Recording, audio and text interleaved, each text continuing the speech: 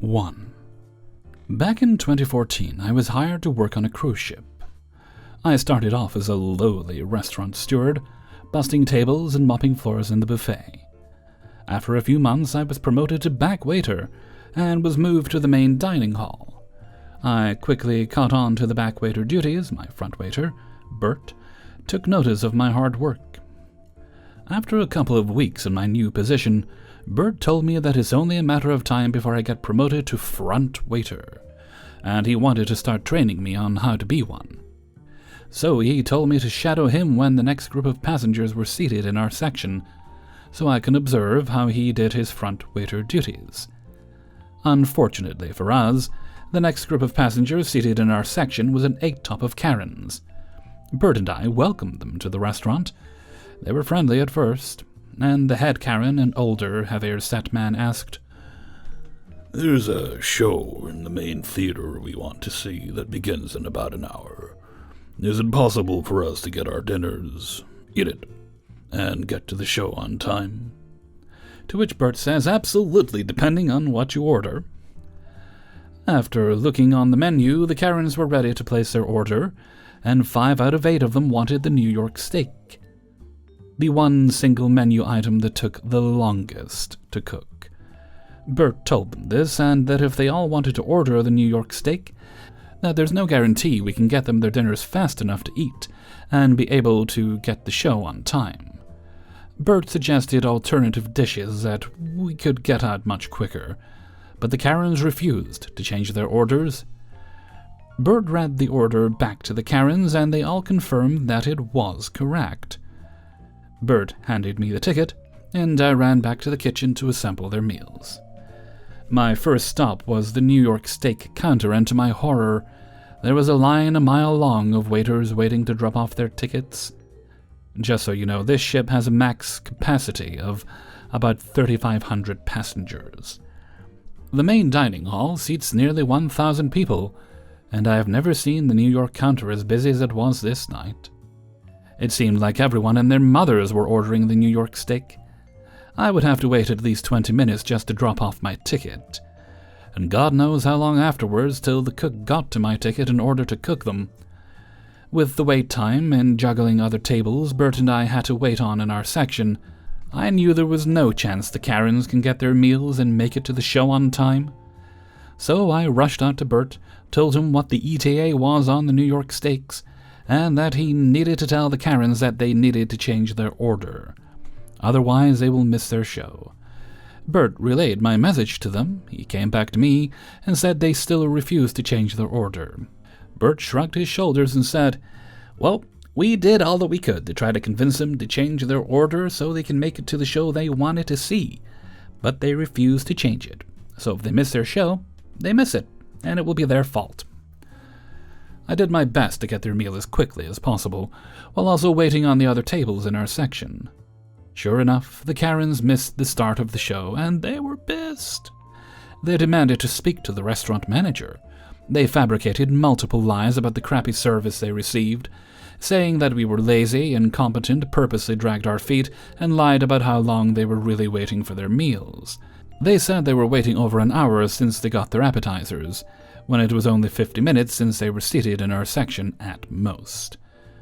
Bert and I told the manager our side of the story. He believed us, said he would try and calm the Karens down, but told us to do our best to get the Karens their meals as quickly as possible so we can get them out of the restaurant ASAP. Finally, the meals were ready. I bring them out to the Karens and hoped that this would be the end of the fiasco. Unfortunately, it wasn't. 2 of the female Karens called Bert and I back to the table and complained, "Our steaks are rare. We ordered well done." Bert and I huddled. He looked over his notepad where he had the 2 ladies' steaks written down as rare.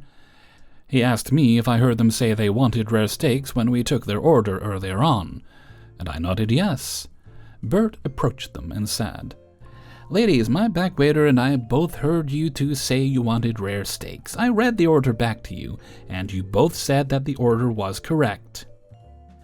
"We never ordered rare steaks in our lives. You 2 messed up. Take these back. We don't want them. We want brand new steaks." So Bert hands me the steaks and told me to go back into the kitchen and ordered 2 well-done New York steaks on the fly, which is restaurant lingo for it's an emergency, and we need this order right now. So I rushed back into the kitchen. The New York steak counter was still busier than it's ever been. I rushed to the cook and asked for 2 well-done New York steaks on the fly. The cook angrily yells at me. No one is getting anything on the fly tonight. You get your ass to the back of the line and wait your turn like everyone else. At this point, I began to panic. It was going to be at least another 40 minutes, if not longer, for the 2 Karens to get their well-done steaks. In an alternate reality, this would be a malicious compliance story, where I make the Karens wait for the near hour-long time for them to get their new steaks, as they requested. But I didn't want Bert to deal with the Karens any longer than he had to. And the restaurant manager did tell me to do my best to get them their meals ASAP, so we can get them out of the restaurant as quickly as possible. So, cue the malicious compliance. The Karens wanted well done. They're going to get well done. There were microwaves in the kitchen. I flipped the steaks over to hide the previously made cut marks, threw them into the microwave, and nicked them till they were well done. I brought them back out to the Karens and prayed to every deity I could think of that they wouldn't realize what I have done. Fortunately, they didn't. The Karens ate their meal in complete silence, giving Bert and I the dirtiest glares while doing so, and stormed off when they were finished. Once they left, I told Bert what I did. It took him a moment to process what I told him, and he finally said, "Under normal circumstances, I would be very upset with you, and I strongly suggest that you never do what you just did again. However, these aren't normal circumstances. Those people were rude, unreasonable, liars, and they didn't even tip. So you know what? Fuck them. I'm glad they missed their fucking show." In the near 2 years I worked on that ship, I've dealt with many Karens. Stories for another day. But I'll never forget this one. Just a reminder to everyone listening to this story, please be kind to your waiters. 2. In my role as team lead at an engineering company, I had 3 years of experience under my belt before a new manager stepped in. Unfortunately, this manager didn't seem to grasp the company's operations or bother to learn about our work environment. One day, a significant training session was scheduled with a client in a city located around 1,000 kilometers away. To make sure we were well prepared, my colleague and I took a flight the previous night, aiming to be at the client's office by the 8 a.m. start time. On the day of the training, we arrived promptly at 8 a.m., joining representatives from other firms in the conference room. However, as the minutes ticked by, it became evident that something was amiss. 8:30 a.m. came and went, followed by 9, and then 9:30 a.m. Feeling increasingly puzzled, we decided to step out and ask reception about the delay. It wasn't until 11 a.m. that we learned the unfortunate truth. The trainer had fallen ill and the training session had been cancelled. With a mix of disappointment and determination, my colleague and I swung into action. I called up the airline to rearrange our flights while my colleague contacted the hotel. The hotel graciously allowed us to stay an extra day without any additional charges, and the airline accommodated our flight changes without penalties. In a twist of fate, we managed to salvage the situation by arranging a dinner with local colleagues and even getting some client project managers to join us. Armed with our well-devised plan, I reached out to my former boss to fill him in. He agreed with our approach, but reminded me to loop in the new manager. And here's where the story takes a turn. When we informed the new manager of our strategy, he reacted in a rather explosive manner. It seemed like he was more interested in yelling than in listening to our explanations, despite our attempts to clarify the situation. He insisted that we return immediately, showing no willingness to understand our point of view. It was at this juncture that we decided to comply, but with a twist. We went to the hotel, checking out by 4 p.m. They charged us for another night, which we accepted with a resigned nod. At the airport, the airline informed us about the additional fee for changing our flights, which we accepted with a knowing smile. To our surprise, the airline then announced a delay due to a technical issue with the plane. Passengers who agreed to wait would receive food credits. We saw an opportunity and took it. As time wore on, our flight was further delayed. Around 11:30 p.m., I couldn't resist the urge to send an email asserting that we'd be back in the office when we were ready. Frustration mingled with a sense of amusement as I hit the send button. We finally made it home around 1:30 a.m. the next day. A journey that cost the company extra money and disrupted our local meetings, which could have salvaged the situation. The following day brought a face-to-face encounter with the new manager. He summoned me to his office and began berating me for our actions. But I stood my ground, calmly explaining our decisions and the circumstances that led to them. Slowly, his demeanor shifted from aggression to understanding as he began to grasp the bigger picture. A few months later, I decided it was time to move on from the company. During my farewell, the manager approached me and awkwardly asked if our strained relationship played a role in my decision. Without hesitation, I looked him in the eye and confirmed that it was indeed a main factor. Although it made for an uncomfortable farewell lunch, it was a satisfying moment. 3. When I was 18, I got a job in an ink production plant. We'd get a work order, then with a big portable scale on wheels, we'd go around the warehouse adding the proper ingredients to be mixed. It was a rough place to work, but the pay was decent. One day I was working. From around the corner, I heard the foreman tell the assistant foreman that he was going to go piss off the young guys and get them to work harder. I watched from a distance as he walked over to a couple of guys and started berating them. When he walked away, I could see they were pissed off, banging things around and looking angry, but he was right. They were working their asses off. Next was my turn. Ed came over with some trumped-up story about how I was making too many mistakes, and if I kept it up, I was going to spend months scrubbing floors. The floors were a nightmare of varnishes and waxes. They'd never been thoroughly cleaned. Ed walked away and I made my decision. I went from doing multiple batches of ink each day to taking 2 days just to do one. I moved as slow as I possibly could. I talked too much for too long to other employees. I basically went into ridiculously slow motion. It felt like more work just to go that slow. I could see Ed watching out of the corners of my eyes.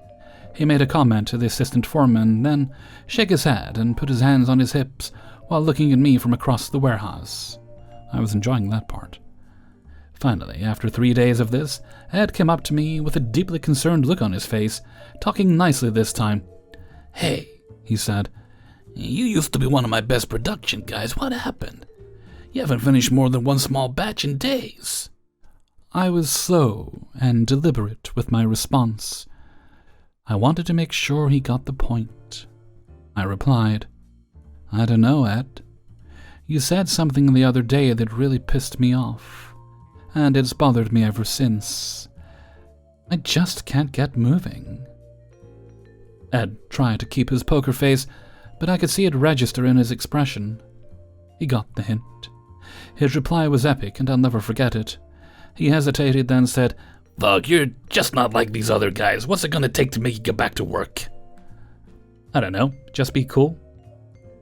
I was fortunate to have had good guidance from my people about the games people can play in life, and how to respond in kind.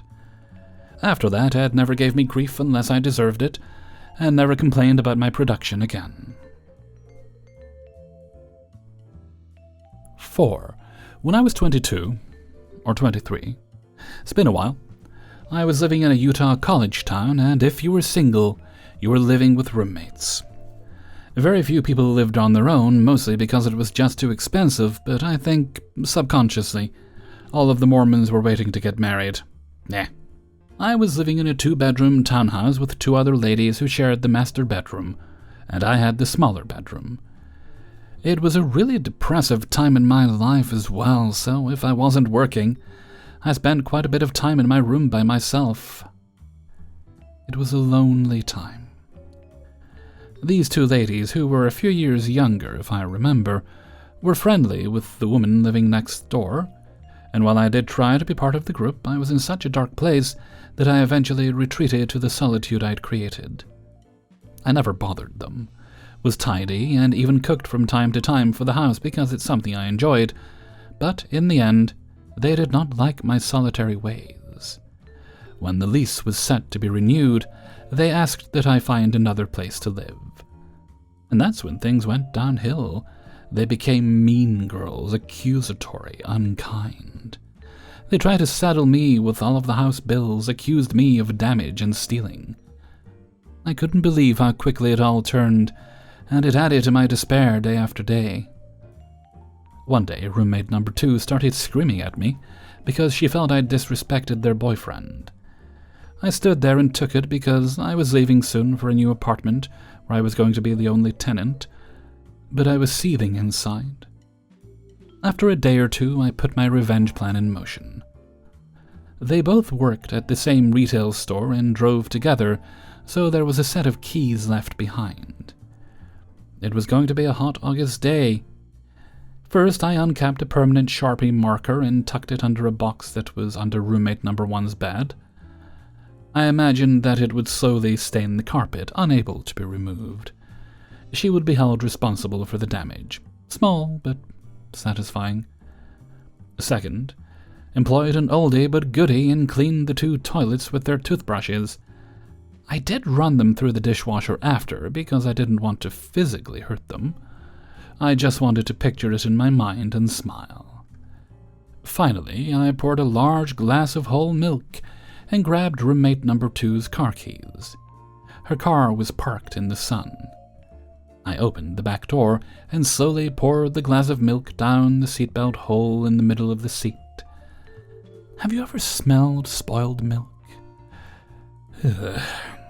It was early morning when I did this, so there was ample time for the milk to sit all day in the hot car. I grabbed my own work keys and headed off to work. My soul was at peace. I had another week in that place before I moved out, and on more than one day I saw roommate number 2 trying to figure out where that terrible smell was coming from. It never occurred to her that I had done it. That was 30 years ago, and the memory still brings a smile to my face and peace to my soul. I hope she had the life she deserves. 5. So a bit of context, I live in an apartment complex which is huge. 53 buildings, 6 floors each, 4 apartments each floor. We all got common spaces to walk, hang out, work out, and walk our pets. I've been living here with my girlfriend and our dog for a year and a half in our first floor apartment. And just recently, about a couple of days ago, this woman walks up with her phone at night, in her PJs, and just has the longest conversations right outside our bedroom. It happens around 8 or 9, and she's there for quite some time. Yesterday, I just pulled the blinds open, looked at her, and closed them back. She didn't move until she was done. Today, when I got home from work, I saw she was already there, so I took my speaker and set it as loudly as possible right next to the window she sits at. I went to bed with my girlfriend around 10:30 or 11, and she wasn't there anymore, but couldn't check if the speaker thing worked or not in an immediate manner. I fully know it's petty as hell to do so, mainly because I don't see any argument as to why she would have to leave. Right outside our apartment isn't part of our apartment, and it's a shared space with the whole community, although I find it wildly annoying. I don't think if I were to file a complaint that it would be successful at all, so I've chosen pettiness. I've also thought of putting large plants and pots on that specific space, or just wetting the floor vastly so she won't be able to sit. What would you guys do? Update. When I came home, she was there again.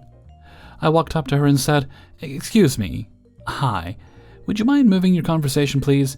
My girlfriend and I can hear you, and you're right next to our bedroom window." She just stared back at me, didn't say a word. I think I said, "Hello?" And she replied, "Okay. I'll leave now."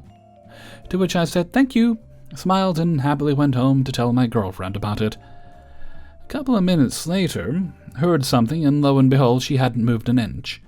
So I opened my window and told her that I'd asked her nicely already, and that we could hear her conversation. She replied angrily, saying that she wasn't even speaking. She also said that she was free to be there as it was a public space. We went back and forth, and I always ended up saying that we could hear her, and that we requested she move because it was annoying.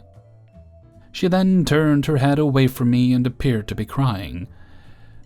We were both silent for what seemed like an eternity, and then she stood up and left. I said, thank you, and went back to tell my girlfriend, who was already upset too, as was my dog that barked the whole time we had the conversation. Hey everybody, Hellfreezer here, and thank you very much for listening to Revenge is Ice Cream, episode 285. And thank you very much to everybody who allowed me to use their stories in this video. Please do boop the like button before you go, thank you kindly. And if you'd like to get these videos a little bit earlier, you can click in the description where you'll find my Patreon link. Yes, I know Hellfreezer has a Patreon, who'd have thunk it? And you can support me there on a monthly basis for as little or as much as you like. You can also find the link to the Hellfreezer merchandise store, which is pretty dang good if I do say so myself. All sorts of merchandise and stuff. Really, I'm actually quite proud of it. I've put a lot of work into the designs there. And let's see. Oh, yes, you can also make donations during streams or videos like this one. Well, you don't have to do it. I do appreciate it, and it does help get the bills paid. Puts the cookies on the table, dag nabbit. All right. As there's no other business today, we'll move right along to Hellfreezer's question of the day. And today's question is a cheesecake a cake or a pie? I would argue that it's more of a pie. I also like shoving both of them into my face.